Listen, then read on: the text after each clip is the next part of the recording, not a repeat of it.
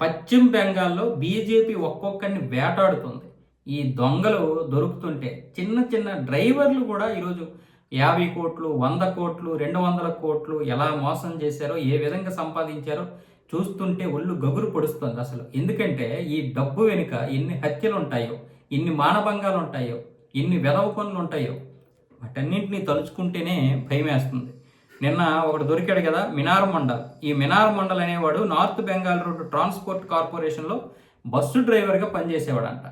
వీడు ఆ తర్వాత ఆ బస్సు డ్రైవర్ ఉద్యోగం వదిలేసి వాడి బామ్మర్దైనటువంటి ఆ తులు మండల్ అలియాస్ మహమ్మద్ నజీబుద్దీన్తో కలిసి రాతి వ్యాపారంలోకి అడుగు పెట్టాడంట. ఇది రాతి వ్యాపారం అని మీరు అనుకోకండి, ఇది ఒక మైనింగ్.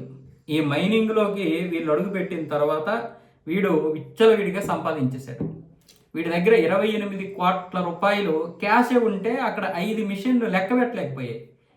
15.5 కేజీల బంగారం అంటే 15.5 కేజీల బంగారం, అది 22 కోట్ల రూపాయల విలువైనటువంటి బంగారం. ఇక ఈ వెండికి మిగతా ఆభరణాలకి లెక్కే లేదు. మరి వీడి దగ్గరే ఈరోజు ఇంత డబ్బు అంటే వీడి దగ్గరే ఇంచుమించు ఒక 50 కోట్లకు పైగా ఉంది. ఇంకా ఒక్కింటిని సోదా చేస్తేనే, ఇంక వీడికి 2-3 ఇళ్ళు ఉన్నాయంట, అక్కడ కూడా సోదాలు చేస్తున్నారు. అంటే ఒక చిన్న బస్సు డ్రైవర్ని పట్టుకుంటే ఇన్ని కోట్లు దొరుకుతున్నాయి అంటే వీళ్ళు ఎన్ని దారుణాలు చేసి ఉంటారు. మరి షాజహాన్ గడు 300 కోట్లు సంపాదించాడు, 500 కోట్లు సంపాదించాడు అని ఏడవడం ఎందుకు మనం? ఇలాంటి వెధవల దగ్గరే 50-60 కోట్లు దొరికినప్పుడు ఆ వెధవగాడు, ఆ చెత్త వెధవ 300 మందిని ఇంచుమించు మానభంగాలు చేసేటాడు. 5-6 ఊర్లని వాడి కబంధ హస్తాల్లో పెట్టుకున్నాడు ఆ ప్రాంతాన్ని. ఆ భూమి ఏదైతే ఉందో ఆ ప్రాంత ప్రజల దగ్గర ఉన్న భూమి అంతా సగం వాడే లాక్కున్నాడు. మరి ఉండదా వాడి దగ్గర అంతా? పైగా పైన ఉన్నటువంటి మమతా బేగం గారు ఎప్పుడు వాడికి పాముతా ఉంటారు, నువ్వు ఏదైనా చేసుకోనా నాన్న కన్నా అని చెప్పి. ఇలాంటి షాజహాన్లని 300 మందిని తయారు చేసింది. ఆ షాజహాన్ల కింద పిల్లకాకులు వీళ్ళు, పిల్లకాకులు.